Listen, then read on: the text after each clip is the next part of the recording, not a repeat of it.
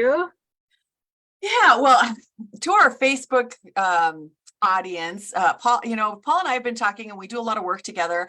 Paula's in the area of health coaching. I'm kind of retired holistic health practitioner, but I still have a lot on my mind, a lot to think about, a lot that I want to share and talk to people about. And so we had this brainchild of, let's just have a conversation. If folks want to join in, ask questions, you're welcome to do it. We're going to try to be consistent and show up here every Thursday at 9:30 Eastern time and just talk about herbs and essential oils for optimal outcomes. How do we improve and impact the nutrition that we have, that we're putting into our bodies? That's the goal, is finding ways and resources. Both of us are with Young Living. I'll be straight up front with that we both believe in their products. We use their supplements, we promote them. But what we're talking about is more than just a company. We really want to share our experience with what we've seen happen, like how people have changed their lives, improved their health, and made a difference in the quality of their life. So, this week, let's just talk about food, Paula. What do you think about the food that we have available to us, and how nutritious is it? Right? The old saying, an apple a day will keep the doctor away. I haven't looked it up lately, but it's like a crazy number of apples you would have to eat to equivalent the apple of the 1960s that wasn't altered and losing all of its nutrition because we've over-farmed and extended the soil, that the apples aren't as nutritious as they used to be, right? Right. Yeah, any cultivated food, anything that's been grown on the same land for years and years and years, if we haven't replenished the soil, adding compost, adding organic matter, putting back the nutrients that the fruits and vegetables have pulled out of it, obviously there's going to be depletion. So, if we don't have access to that through the food source, that's what brings us to what we want to talk about today, and that's supplementing. How do we supplement? Do we have to live out of a bottle of pills now, or are there other ways? What do you think? Right. Yeah, it's a balance, right? We can look for the most nutritional sourced products. Conventional farming has lost a lot of the nutrition. It still produces a lot of food, but we're losing the vitamins and minerals and micronutrients that are normally part of great food. So reading and understanding what you're buying becomes a big job, right? Looking at, am I buying organic? Can I afford organic this week? Or what does a regenerative farm mean? That's a new vocabulary word that I am just gaga about lately, is really paying attention to not just putting organic chemicals on the farmland, but actually putting nutrients or complementary plants into the area that actually has a benefit, that puts more into the soil, that then gives that plant more nutrition, and the product that it's producing then is far more effective, right? Right. Just like our bodies, what we put in, garbage in, garbage out, good things in, we feel better, right? When we have that good food, we have a good mood. All of it ties together. And the same thing with our plants. How they're cared for is a result of what the product is too. So where do we find foods that come from these farms, these regenerative farms? Is there a new label? We have the 6 codes. We know some are organic, some are conventional. We have all the stickers on the fruits and vegetables. Are there tips and tricks on how to find those?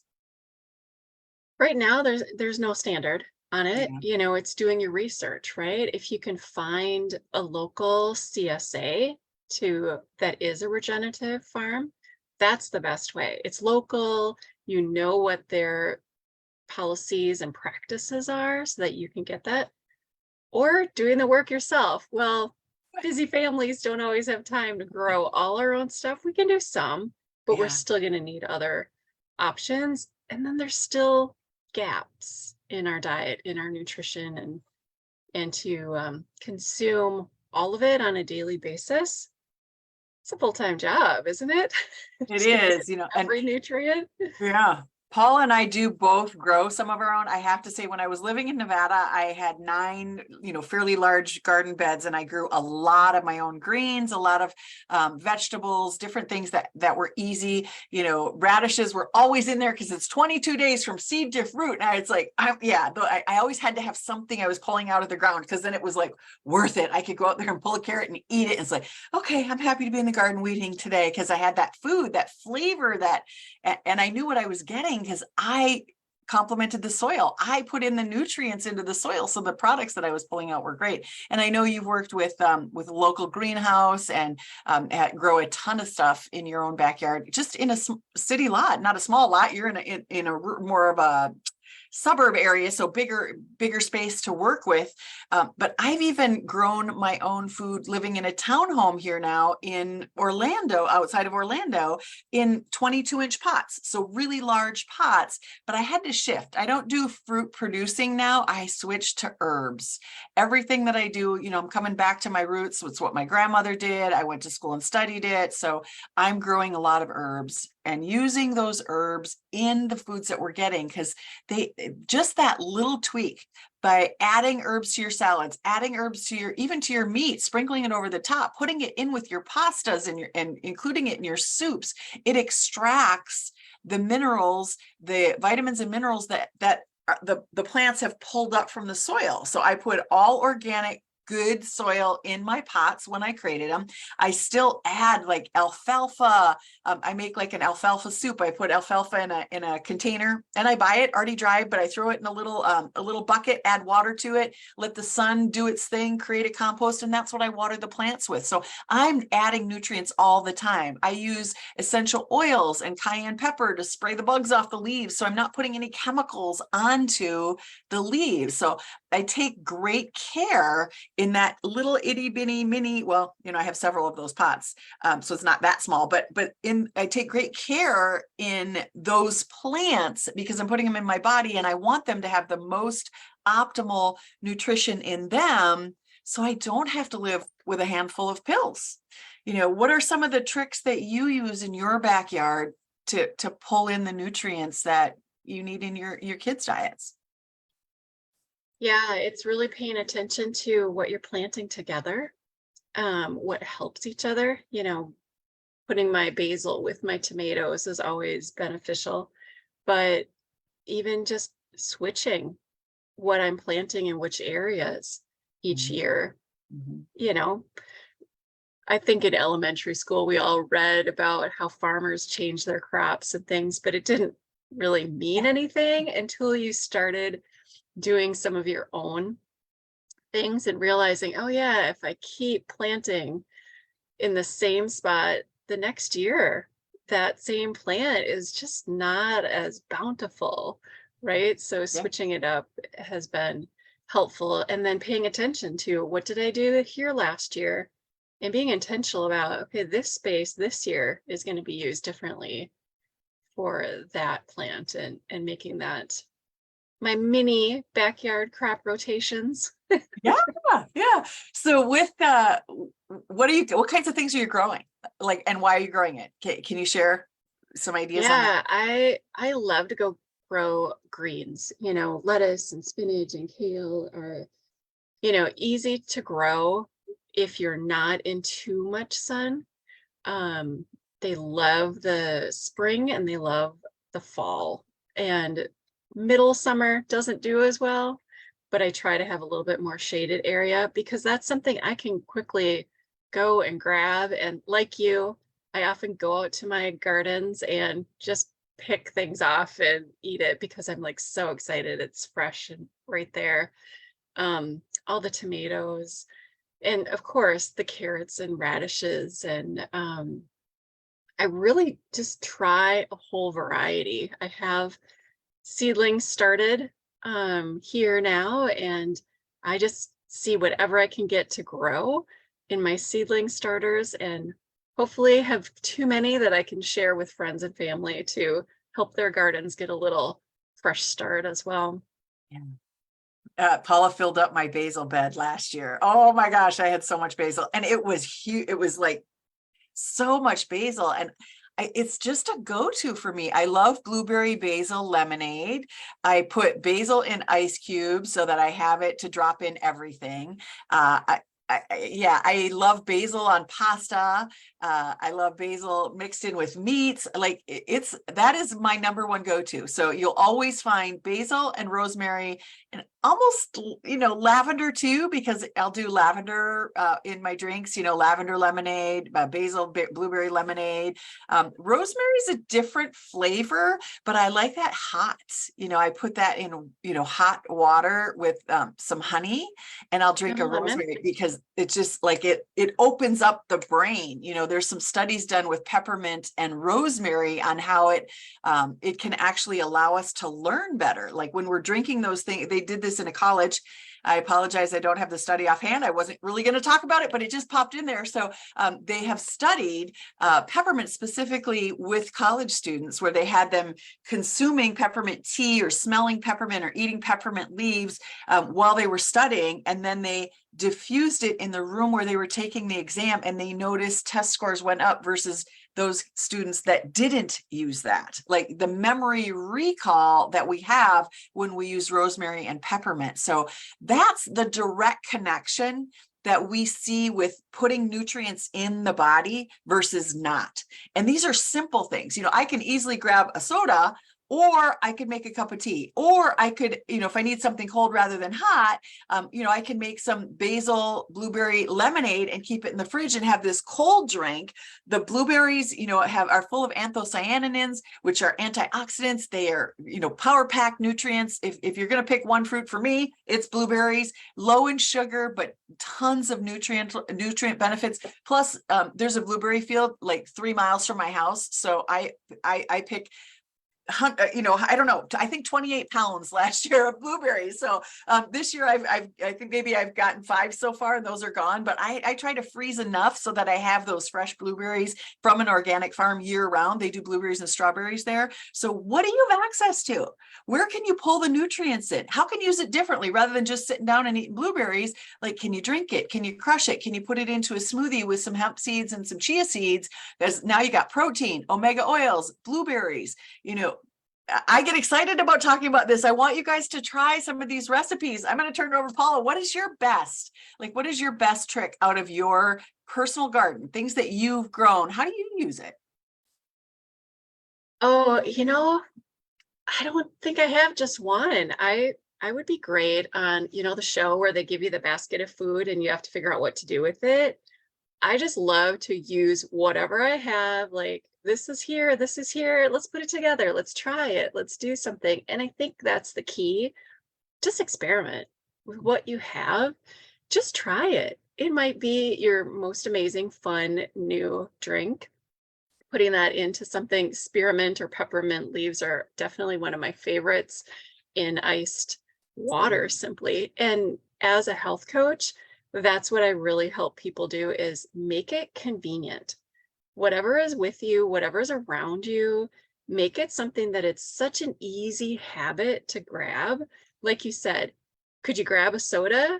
Make it inconvenient. Put the soda in a hard to get place, or stop bringing it into the home, and make that delicious blueberry lemon drink that you talked about, or the peppermint tea, so convenient. It's at the front of your fridge, or that tea is the first thing you see when you open your cabinet, so that those are the first choices.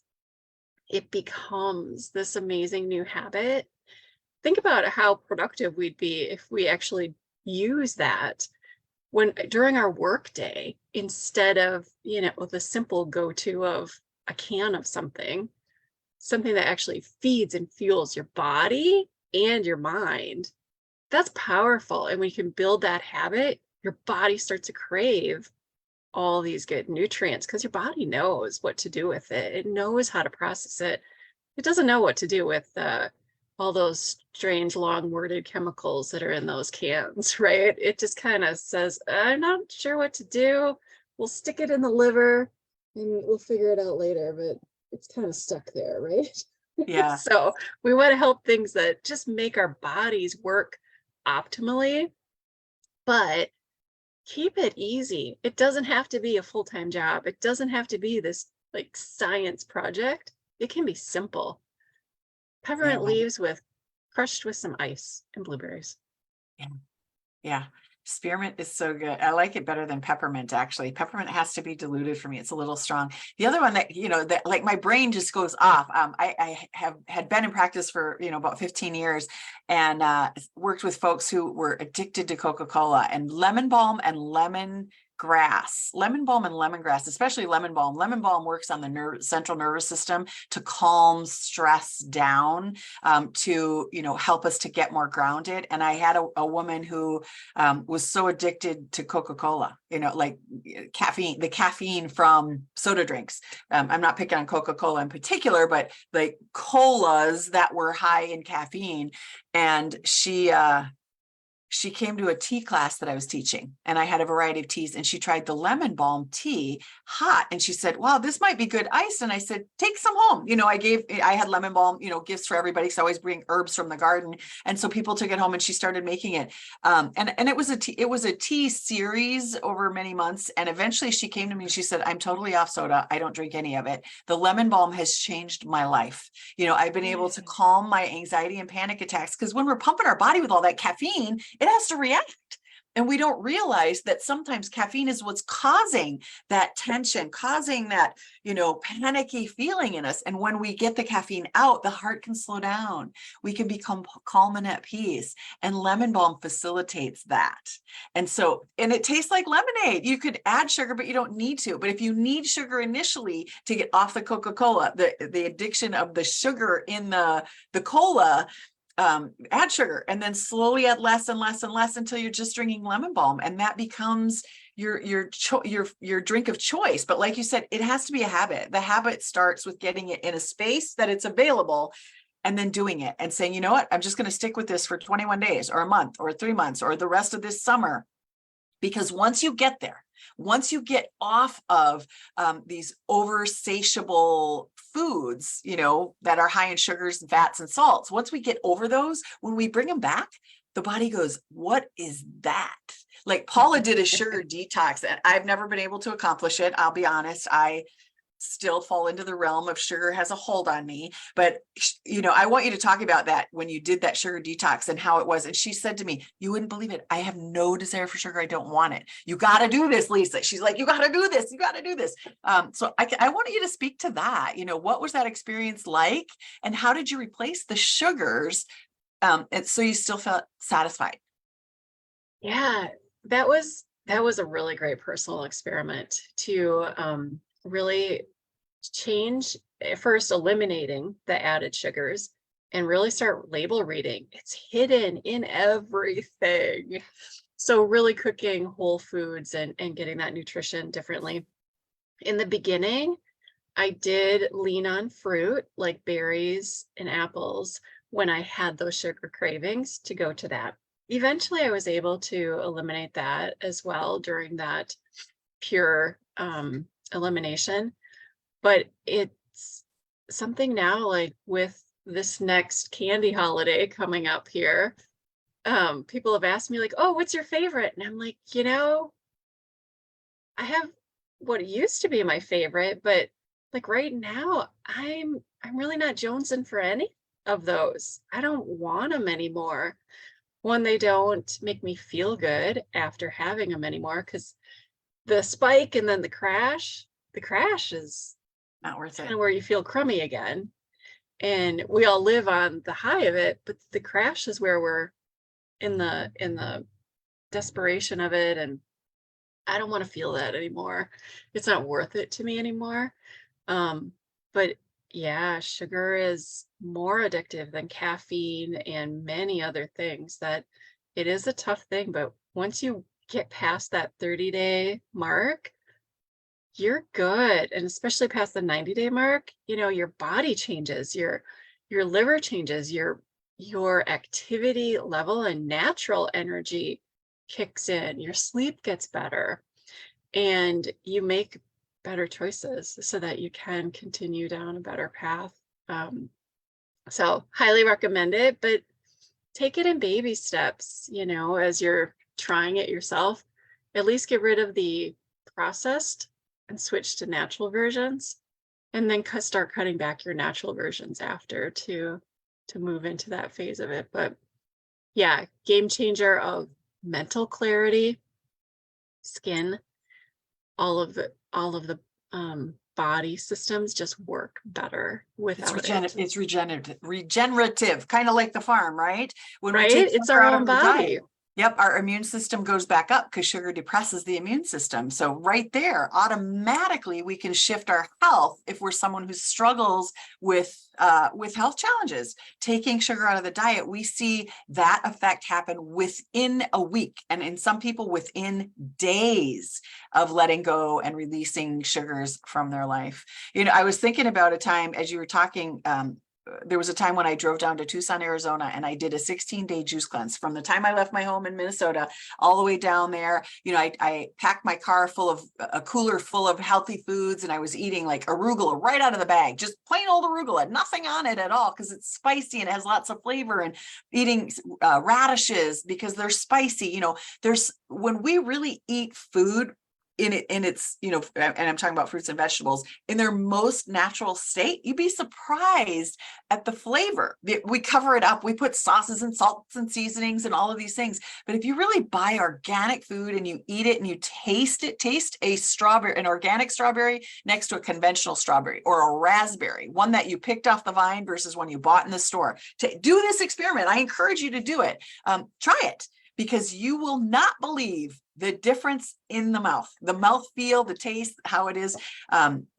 It's so much more satisfying. But my point is, I drove down to Tucson. I did a 16-day juice cleanse where I did nothing but lemon. It's called the Master Cleanse. There's a book about it. And I followed that Master Cleanse for 16 days and then reintegrated food. So we're looking at, 20, 21 days long. The first thing I ate after I did that, after having no solid food, just the juice and cayenne pepper and maple syrup, the first thing I ate was an avocado. And I swear I had never, ever tasted an avocado in my life before, because you mix it up, you cut it up, you do this, you do that. I cut open the avocado, took the pit out and ate it with a spoon right out of the shell. And it was like, oh my gosh, this is the best tasting thing ever, because I had cleaned my palate of all the other stuff. And it just brought the taste of food back. Like I can't explain it, but I would encourage you, if you ever have the opportunity to fast from something. I'm not saying don't eat any food, unless you're doing that under the care of a health coach or somebody who knows what they're doing. We all have health challenges that we face. So just be safe, but getting rid of that sugar, you'll notice how food changes, and your taste, your sense of taste will come back. Mm-hmm. And then you'll experience how vegetables can even be sweet. Even like a carrot is so sweet, or a sweet potato, you actually taste how sweet that is, versus I never noticed that before. I would have never thought of that as a sweet food. Yeah. So it makes a big difference in, enjoying those whole real foods. Yeah. So this week, kind of the takeaway, what we're hoping for is that you discover that, using herbs, and we're going to get into essential oils, herbs a little bit more today. We kind of wanted to introduce food so you get a flavor for what it is that we want to talk about every Thursday morning at 9:30. Nutrients. That's what we're going for. Optimal outcomes for our bodies. Next Tuesday, I am going to interview Paula on my Living with Favor live streaming show. I'm going to put a link in the chat. So if you want to join us live, we're going to do about 30 minutes just on same kind of information. We're going to go a little bit deeper into vitality, our food sources, some of the stuff that we talked about today. And then there'll be 30 minutes where you can actually get on with Paula and I. It'll be a private room that will not be recorded. You can ask your personal questions. Go deeper with our guest experts in the area of food and vitality. So again, I'll put that link down below. It's going to be 9 a.m. Tuesdays. That's 9 a.m. Eastern time. And I'm on there every Tuesday with a different guest expert, but Paul is kicking us off next week. And then of course, she and I will be back here in the Herbalist group every Thursday at 9:30. So we hope you can join us live. Feel free to post questions in the chat and come on back. Paula, do you have any final thoughts before I end it? No, have a great day, make good choices, and nourish your body. Nourish your body.